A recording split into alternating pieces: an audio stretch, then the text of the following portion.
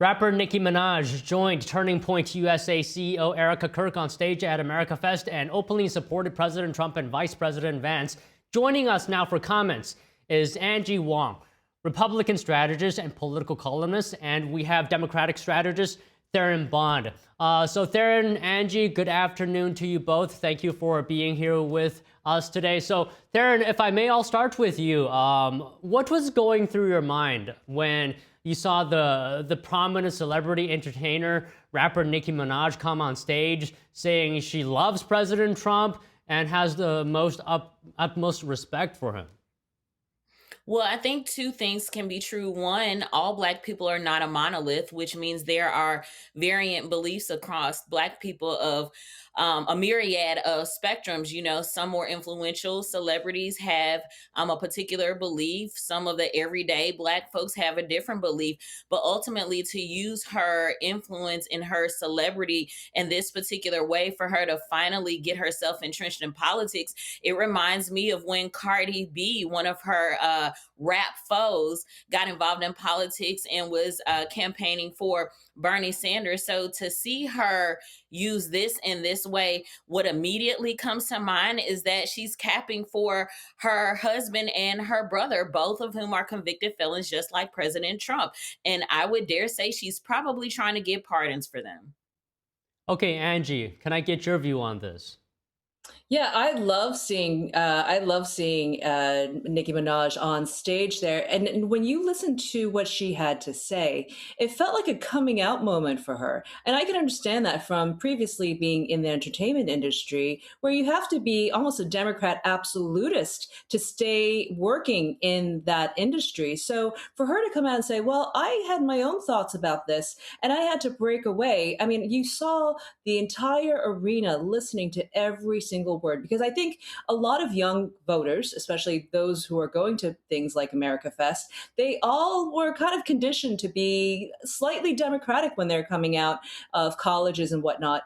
And then all of a sudden to say, hey, well, there's others like me and I can have my own mind and I can have my own thoughts. I thought that was perfect. The other takeaway from Nicki Minaj is that this really does represent, I think, what we're getting a preview of is a strategy that Republicans will be taking for the midterms as well as 2028, which is to pull in the Black female vote. That is the one base that we have yet to conquer. And I think that Nicki Minaj is the perfect representation for that. Well, let me say, as a Black woman, I don't believe the same things as Nicki Minaj, and I certainly don't support Trump or the ideals of him or his administration. And what this is an indication of is the repeated pattern of Republicans pandering to Black people. But as a Black woman, I'm here to tell you we are more than just sneakers, we are more than just stimulus checks, and we are certainly more than just rappers who are using their platform to help their own personal lives and agendas. Well, Theron, let me ask you, regardless of the motive here, I think you would agree that her appearance would definitely have an impact, whatever that impact may be. Maybe you can speak to this. I would definitely say that her use of this platform has people talking. It created a conversation, it created a stir, a controversy of sorts, which both parties, Republican and Democrat, are associated with for various reasons.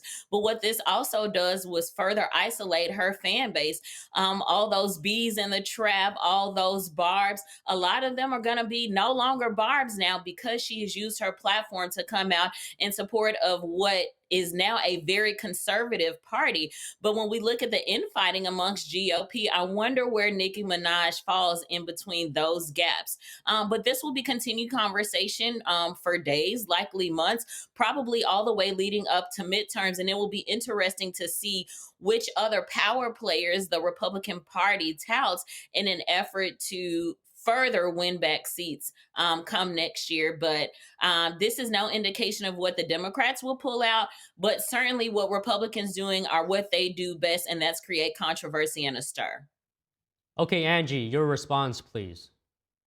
Yeah, I mean, all those good things. Look, everyone's got players on both sides, right? Batting for them.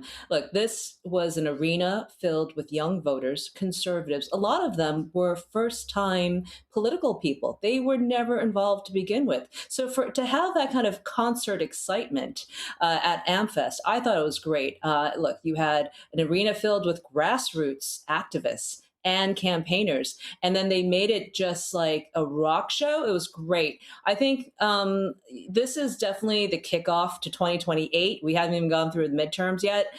We've still got a long road to go through, but any other candidates looking to jump in clearly saw that Erica Kirk threw it in for JD Vance. And that certainly clears a pathway for him. Is it a coordination? No, not yet. But it certainly already gives him the coalition of young voters that no other candidate looking at 2028 has. So, beware. So, Theron, we were carrying the America Fest event yesterday, and I was paying attention to it. There was one statement from a speaker yesterday that the Democratic Party is not your grandfather's party anymore. Maybe you can just speak to that. What is the political climate today compared to maybe 10, 15 years ago? How has the Democratic Party changed from the past compared to now? It's similar to a quote that is used by so many millennials now on both sides of what they believe, which is we are not our ancestors, which means we are not our relatives or ancestors of yesterday. While all of us have a fight within us, we fight differently now. While in the past, some of us have had to be more demure, more light spoken, more treading lightly. Now we are more bold, more vocal, and we are talking about our beliefs. We're talking about them in school. We're talking about them at work. We're talking about them at the grocery store. And now more and more people are realizing that politics is at everyone's front doorstep, whether they are directly impacted by today's issue or it's their neighbor. And if it's not their issue today, it will certainly be their issue tomorrow. I will say in the past, Democrats in some years have had great cohesion, but now our party is still in disarray. The one thing that the Republican Party does well is they handle all their badness behind closed doors. And for the most part, they present a united front. While now we are seeing some public infighting due to different policies dealing with healthcare and other things within the legislature, now it's a little bit different. But Democrats are unfortunately still behind. If we can get behind a unified message, if we can lean more left, seeing as the Republican Party has leaned more right, we might get somewhere. We might gain some more seats back in 2026, and we might have a real shot at flipping the White House and getting that back too in 2028. But it is a long road ahead. We are running out of time as the days go by, and we have got to get to work. Okay, Angie, your response, but I also want to ask you, I'm wondering here, is there a cultural shift? Because I've noticed previously it's common to see less prominent celebrities supporting or associating themselves with President Trump. But, Nicki Minaj is arguably considered by many one of the top female rappers in the world. So what do you think? Yeah, I mean, she's made conservatism fashionable again. So this is great. We're going to see more and more of this. You're already starting to see various Hollywood stars come out for President Trump. They're not afraid because, they don't have, they've already protected their legacy. They don't have anything to hide, but you're starting to see a lot of people come through. I mean, President Trump just honored several celebrities at the Kennedy Center by giving them Lifetime Achievement Awards. So I think that tide has changed. It's no longer toxic to be with Orange Man bad. I think all that stuff has completely died away because of President Trump's performance. He's only been in office a little bit more than 11 months. Look at what he's done for our country as well as overseas geopolitically. I mean, he's completely flipped the apparatus upside down in favor of Americans who would not support this. And we're going to see more of it in quarter one and quarter two of next year when we start seeing the tides turn on our economy. We're going to start seeing the benefits of the big, beautiful bill, the tariffs, all that stuff. I really do hope that all of this translates to November 2026 during the midterms, because we do need to give him a full 4-year presidency, uninterrupted, not by any sort of Democrat control. Okay, Hey, Theron, Don, I think Don, I think the reality is what we're seeing with President Trump and the Republican Party is they're continuing to pander to the Black community. They're bringing up Black celebrities. They're trying to talk about Black issues. The problem is we don't see that translate into Black policy agenda for the American people, for Black Americans. So it's great to have a Black celebrity. It's great to play Black music. It's great to have conversations with Black folks, but until that policy reflects an agenda that caters to Black Americans, it's all a moot point. Okay, Darren, I wanted to ask you this. I got your response to Angie, but I have a clip here for you when Nicki Minaj is asked about why she's speaking up about politics. If you could just take a quick listen to this. What was the turning point? Well, I just got tired of being pushed around. Yeah. Sometimes you just get tired of it, and then you realize, wait a minute, I have something inside of me that's stronger than what's out there. Darren, what do you think Nicki Minaj is talking about when she says she's tired of being pushed around? I think this is where she has a lot of similarities to President Trump.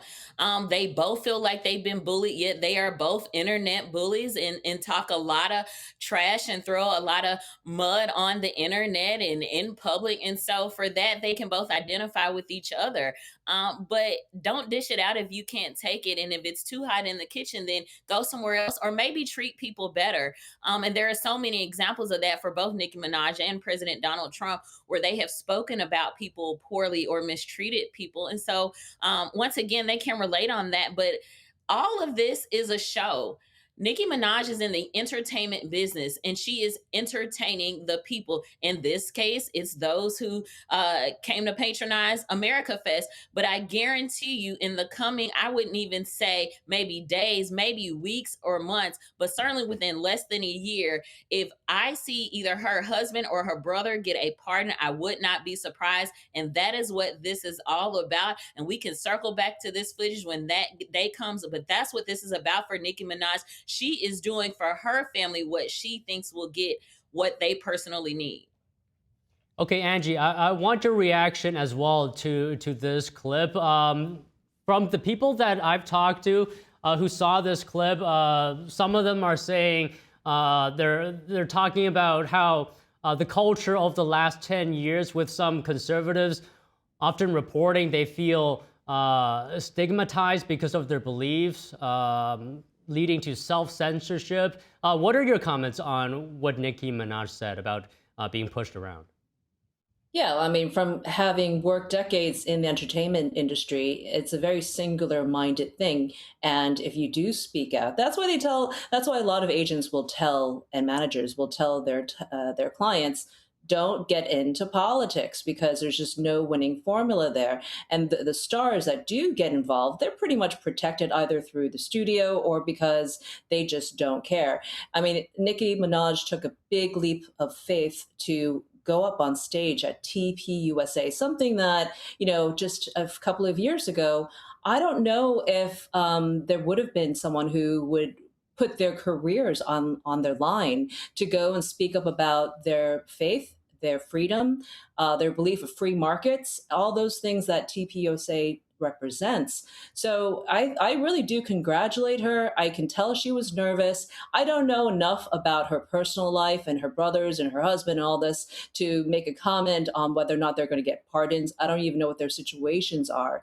But I will tell you, I don't believe that this is just self-serving. I do think that she put her entire career, her previous record sales on the line to be on stage with Erica Kirk. Yeah, so Well, let me take the time to educate the other panelists and viewers. So her brother was convicted of child rape, and her husband was convicted of a similar sexually related charge. Both are convicted felons.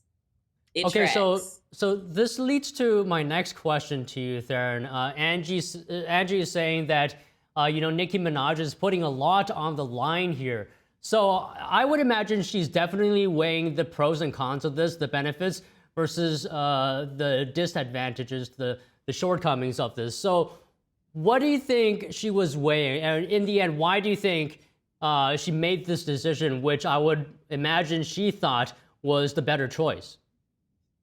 At one point, Nicki Minaj had a thriving career. She is still very much influential, but that influence has declined significantly. The only thing that was on Nicki Minaj's mind at this point was getting a pardon for her brother and her husband. I can't imagine how much she has gone through dealing with the background of her husband throughout her career since they dated and once they got married. It's been a lot. It takes a simple Google search to understand the background of her personally and those folks who are related to her. I guarantee you that was the single focus in doing this, was if she comes out publicly for President Trump, she too can get some relief for her brother and her husband. Nothing more, nothing less. But again, she's very vocal as President Donald Trump is in person and online. So she didn't have any fear, or she wasn't nervous, or didn't have any reservations about being vocal. You can even hear that in her rap lyrics. She says exactly what she means. She does exactly what she wants, and she doesn't care what other people think. So I don't think she cared what people think. She had an issue, she had an agenda, and she did what she needed to do to accomplish that. Well, I guess time will find out. I'll give Angie the final thought here because I did start with Darren. So Angie, if you have any closing remarks. Yeah, I mean, I do agree with Theron that everyone who goes up on stage, on any political stage, has their own personal agenda to be up there. It could very well be not personal, but that she also wants to be a rising star in a movement that clearly half the country voted for in November 2024, which is for Donald Trump. I mean, those could be her personal beliefs, or that could just be the wave of where the trends are going. And it looks as though more and more people are removing themselves from the Democratic Party. We saw the numbers just yesterday, 18% favorability. Well, who wants to be part of a party that's going downhill? I mean, we saw the Miami mayoral elections just a few weeks ago. A lot of people aren't ready to make the full jump, especially Democrats, to the full jump going to Republican, but they're certainly now re-registering as independents. So I think that's just the trends that we're seeing. It's not a personal thing with Nicki Minaj. I think maybe she's doing the smart thing by not being part of the Democrat Party, by not going downhill with the rest of the numbers. They don't want that. So I think this is a really smart move for any celebrity who still wants to have longevity in this game. Well, all right. We're out of time for today, but really appreciate both of your comments today. Thank you so much, Theron and Angie. Happy holidays.